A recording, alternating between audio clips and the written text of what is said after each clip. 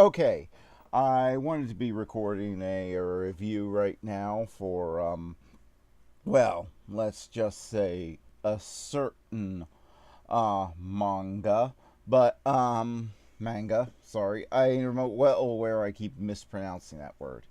Anyway, but this story will not go away. However, this will be the last time I'm ever talking about it because, if you want the too long didn't read version, Disney did the right thing. The meeting that with Gunn, that everyone in the media, including Gunn, represented as him getting rehired, that had me in that had me so upset, and a lot of others, was actually Disney telling him in no uncertain terms he will never work for Disney again, including the MCU.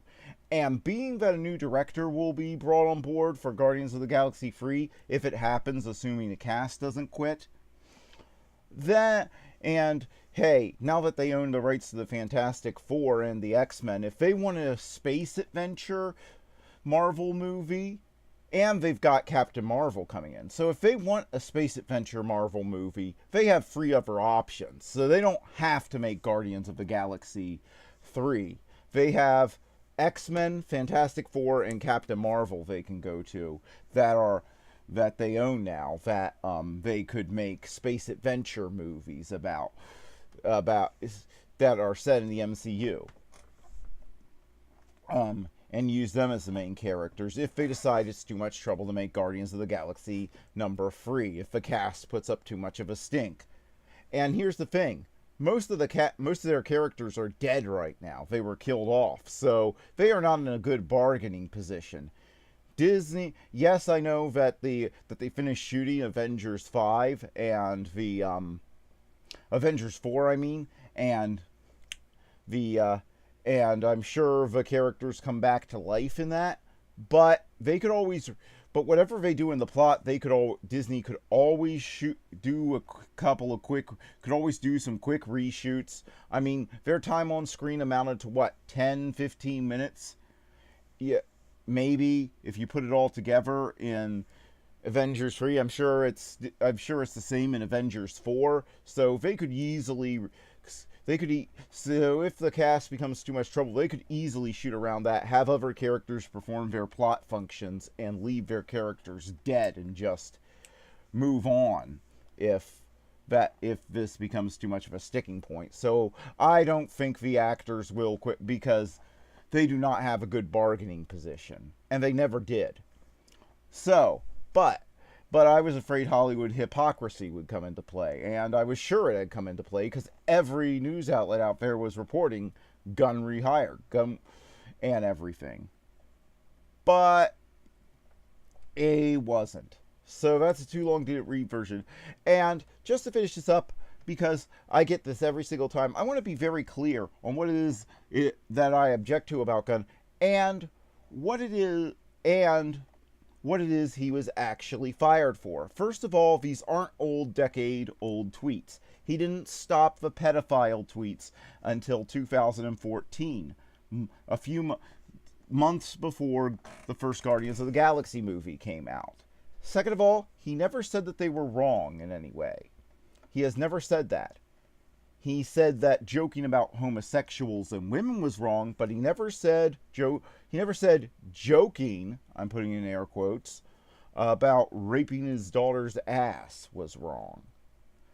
And third, and here's the really important part, and probably one of the most important parts for Disney. On the set of Guardians of the Galaxy 2, a female crew member filed a complaint against him because he kept joking about raping his daughter's ass and doing all sorts of things to little boys. So he hasn't stopped, and he's never said that this is wrong. And he refused. He kept making those. She asked him, she said that these jokes were making her really uncomfortable, and she would like them to stop. He refused, and she complained, and apparently she filed a complaint with HR or whatever you do.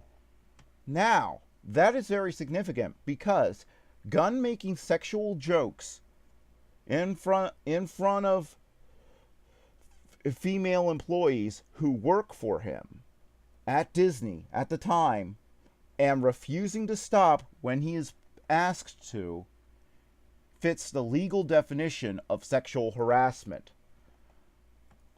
So I'm pretty sure of the fact that this was about to break around the same time the tweets came out. And he had just tweeted a month before that he doesn't joke about things he doesn't approve of is a major reason he was let go. Because under the definition that the left has set up and that the courts have set up for sexual harassment, he is guilty as sin of that. So you have that. And what gets me is there are tons of people defending him saying these were just jokes, but he never once claimed that they were jokes. He's never once come out and claimed that they were jokes. All he says is that he wants to have sex with children. That's all he says in these tweets over and over again. They aren't in the form of a joke. There's no punchline. He goes to pedophile parties. He throws pedophile parties and all this stuff. And there's just nothing to indicate that these are jokes. I mean, to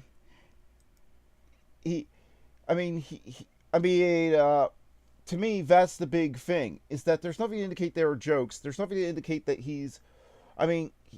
here's what it is for me. And I know I've taken some flack for this, and I know I'll probably continue to take flack, but what gets me is assuming these were jokes and don't reflect what Gunn really believes when he said that what he jokes about, what people joke about, does reflect what they believe. So that goes directly against. So you have to ignore his own personal political stances in order to do this, and what he said his own personal beliefs are.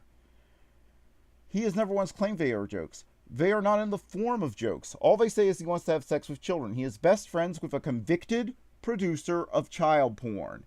And he said there is no locker room. He doesn't joke about things, and that he doesn't joke about things he doesn't approve of.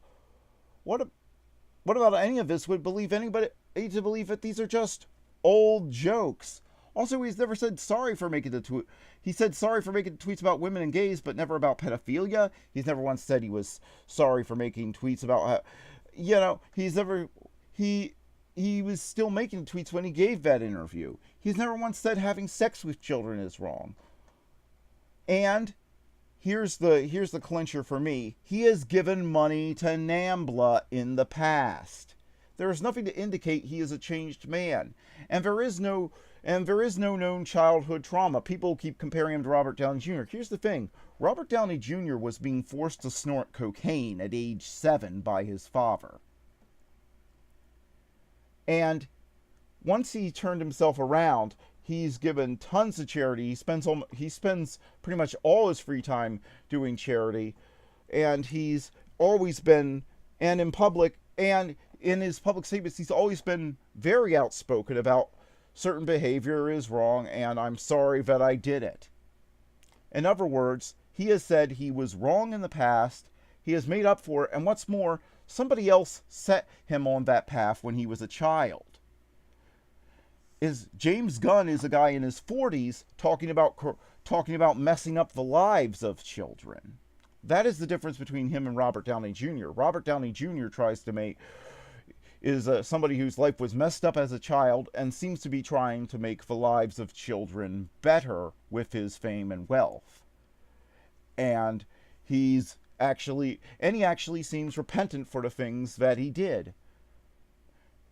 And he seems to have taken personal responsibility. There is no personal responsibility on the part of James Gunn.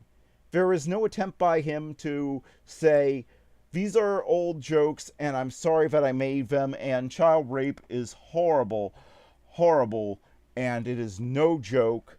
That's all he would have had to have done. To get me back on board, all he would have had to have done is come out and just release a tweet, release a public statement saying, yes, I have made these jokes in the past. They were horrible. These were just jokes. And I just found out, I had no idea my friend was producing child porn. And I am no longer friends with that guy because he completely disgusts me. And this is just horrible.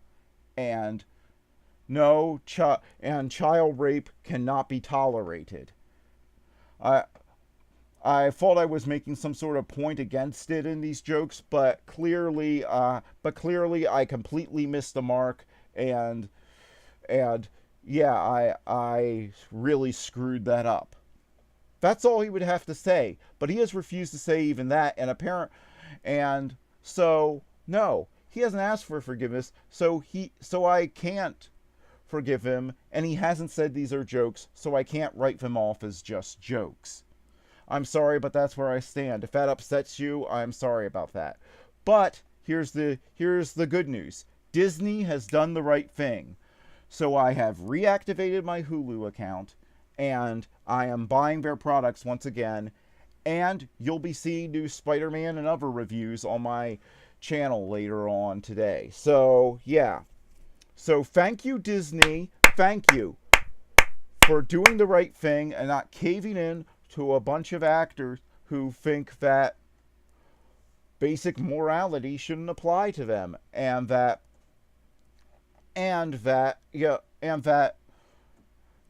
it should just be assumed they are joking because, well, you know, because just saying because, here's the thing. If he had said he wanted to touch Karen Gillian's funny place, or if he had said if he had said he wanted to rape Zoe Saldana's ass, or he had said about any female staffer on there that he wouldn't that he wanted a blowjob from them while watching The Expendables, he would have been fired right away. And it turns out he did meet the definition of sexually harassing a grown woman on the set of Guardians of the Galaxy 2.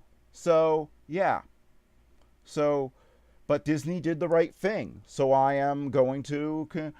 will continue to support them. I was only not supporting them because it seemed that they weren't doing the right thing, but I was wrong, and I'm a big enough man to admit it. They did the right thing here, so I will not be boycotting them.